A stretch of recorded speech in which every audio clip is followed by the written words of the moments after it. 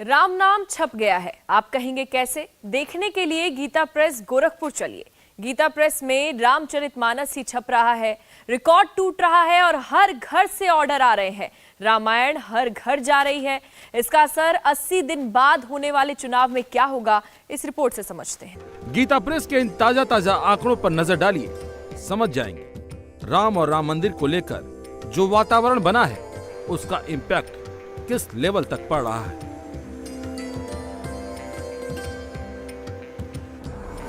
Gita press में रामचरितमानस पहले एक महीने में 75,000 छपती थी, अब उसकी डिमांड 1 लाख हो गई। डिमांड इतनी हो गई है कि पूरी तक नहीं हो पा रही। ये यूं ही नहीं हुआ है और अचानक नहीं हुआ है। जो कुछ भी हो रहा है राम और राम मंदिर की वजह से हो रहा है। जैसे जैसे राम मंदिर बनना शुरू हुआ वैसे वैसे राम धुन सुनने वाले बढ़े, राम धुन सुनाने वाले बढ़े। साक्षात प्रमाण गीता प्रेस के ये आंकड़े हैं। देखिए, जब से रामलला के प्राण प्रतिष्ठा की तिथि घोषित हुई है तब से रामचरितमानस की मांग बढ़ गई है और रामचरितमानस के साथ सुंदरकांड और हनुमान चालीसा की मांग बढ़ी है। रामचरितमानस जो हम पिछले वर्षों में लगभग एवरेज में 75,000 महीने की हम दे रहे थे, इस वर्ष हम भी देख रहे थे हम लगभग 1 लाख के आसपास आपूर्ति किए हैं। लेकिन मांग इतनी बढ़ती जा रही है कि हमारे पास स्टॉक बच नहीं रहा है, बन रहा है रामचरितमानस और ट्रकों पर लद करके चला जा रहा है। अब आप सोच रहे हैं कि इसमें हैरान करने वाली बात क्या है? हैरान करने वाली बात राम के प्रति आस्था और भक्ति तो है ही, 2024 में हवा की सोर है, उसकी भी एक कसौटी है जिसे बड़े ही आसान तरीके से आप समझ सकते हैं। गीता प्रेस के आंकड़ों की माने तो हर महीने 75,000 से 1 लाख रामचरितमानस की डिमांड बढ़ गई है। मतलब 25,000 घरों में रामचरितमानस पहुंच रही है। अगर रामचरितमानस एक परिवार में आती है तो मोटा मोटा मान ले एक परिवार में 5 सदस्य होते हैं, 25,000 गुणे 5 करें तो आंकड़ा 1,25,000 पहुंचता है। सीधा फार्मूला है, रामचरितमानस 1,25,000 लोगों के यहाँ पहुंच रही है और ये आंकड़ा हर रोज के हिसाब से बढ़ रहा है, हर महीने के हिसाब से बढ़ रहा है। जो ये राम भक्त हैं ये वोटर भी हैं। ये वोट शुद्ध रूप से राम भक्त वाला वोट है, राम मंदिर वाला वोट है। और आप समझ लीजिए कि कितना वोट जुड़ रहा है और ये वोट किधर जाएगा ये समझना मुश्किल नहीं।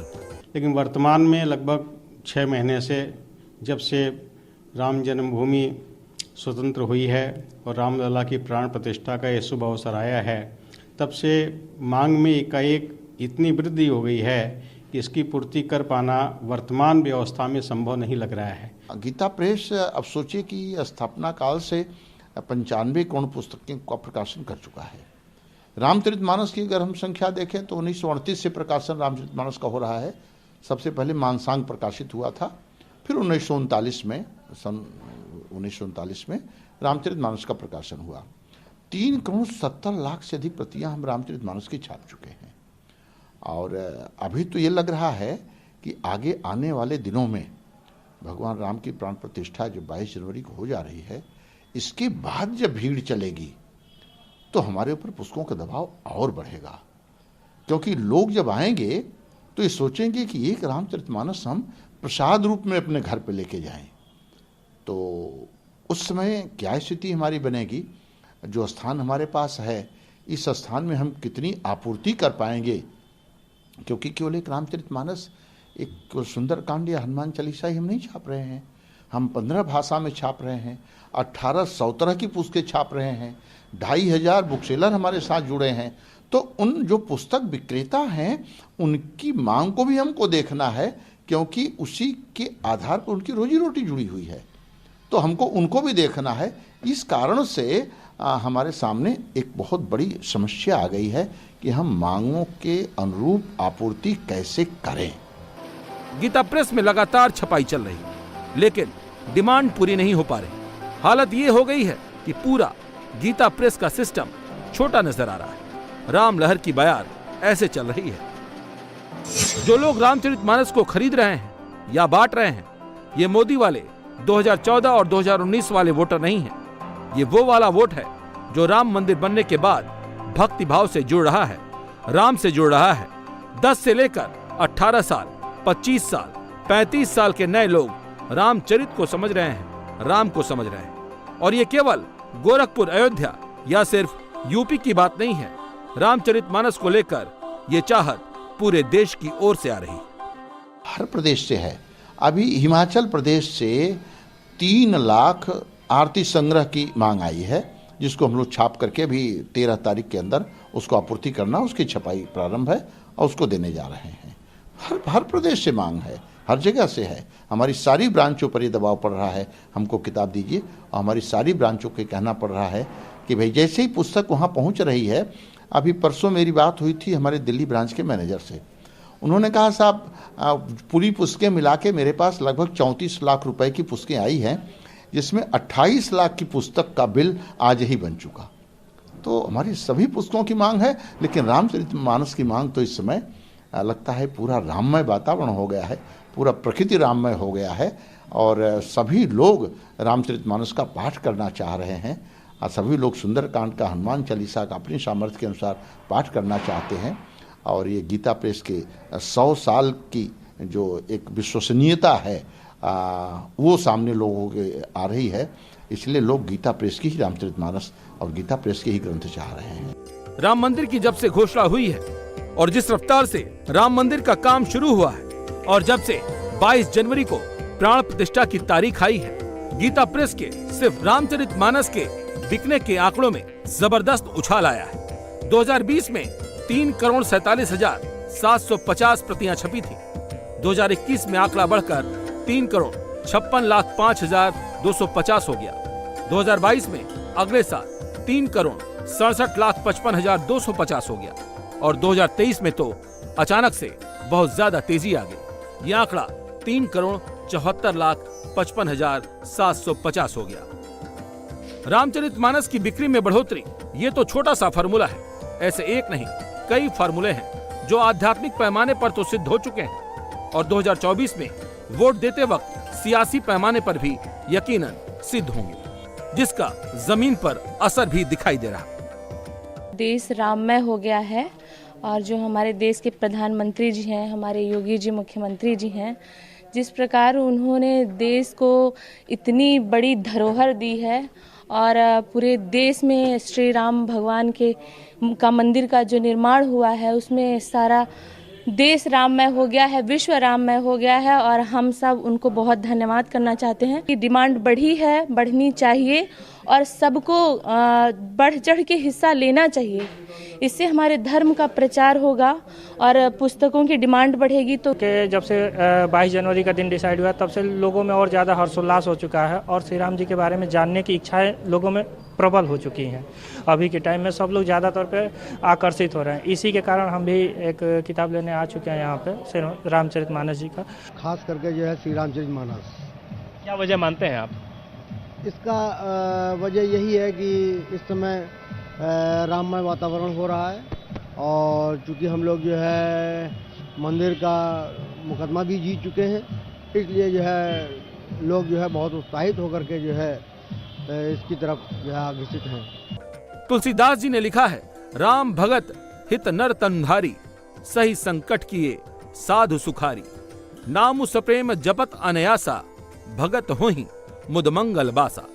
श्री रामचंद्र ने भक्तों के हित के लिए मनुष्य शरीर धारण करके खुद को कष्ट सहकर साधुओं को सुखी किया, परंतु भक्त प्रेम के साथ नाम का जप करते हुए सहज ही में आनंद और कल्याण के घर हो जाते हैं।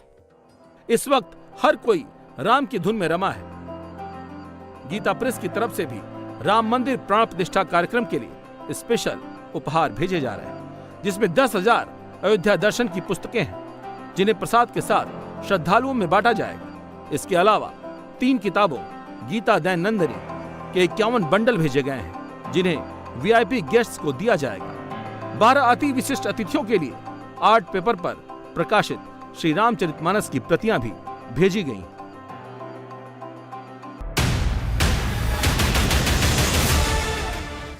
गोरखपुर के गीता प्रेस का नाम सारी दुनिया में है। रामचरितमानस का सबसे प्रामाणिक प्रकाशन गीता प्रेस से होता है। अयोध्या में रामलला के प्रकट होने के बाद गीता प्रेस गोरखपुर ने रामांक का प्रकाशन किया था, मगर इससे भी बड़ा रिश्ता अयोध्या धाम और गोरख धाम का है। जन्मभूमि आंदोलन का गोरक्षपीठ की 3 पीढ़ियों से रिश्ता रहा है। महंत दिग्विजयनाथ, महंत अवैधनाथ और अब योगी आदित्यनाथ। एक ने आंदोलन को धार दी, एक ने आंदोलन को निर्णायक मोड़ दिया और योगी ने इसे अंजाम तक पहुंचाने का कर्तव्य किया।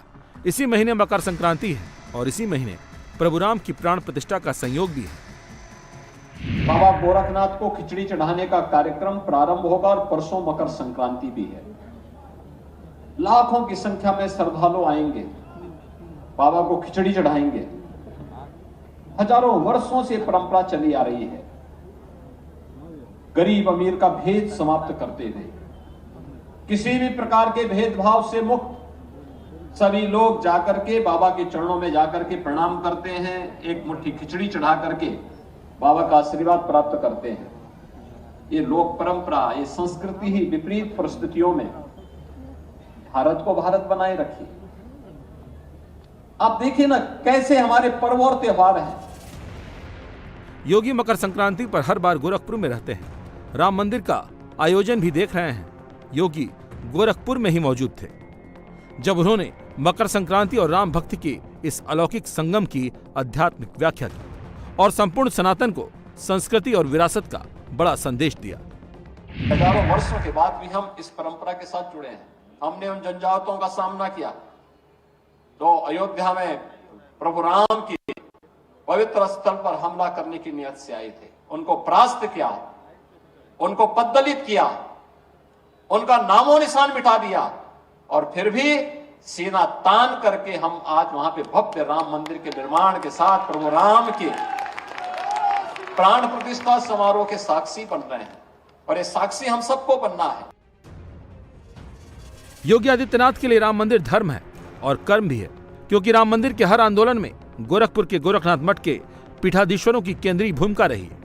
यूं तो जन्मभूमि के लिए संघर्ष का इतिहास 500 साल पुराना है। मुगलों से लेकर अंग्रेजों तक बैरागियों के बलिदान के दस्तावेजी सबूत मौजूद हैं, लेकिन आजादी के बाद इसे पहली बार संगठित स्वरूप देने का श्रेय योगी आदित्यनाथ के दादा गुरु ब्रह्मलीन गोरक्ष पीठाधीश्वर महंत दिग्विजयनाथ को जाता है। इसीलिए योगी राम काज के लिए विश्राम नहीं करते। अभी से हम तैयारी करें, हर देव मंदिर में और परिवार के लोग हर घर में राम नाम संकीर्तन का पाठ करें।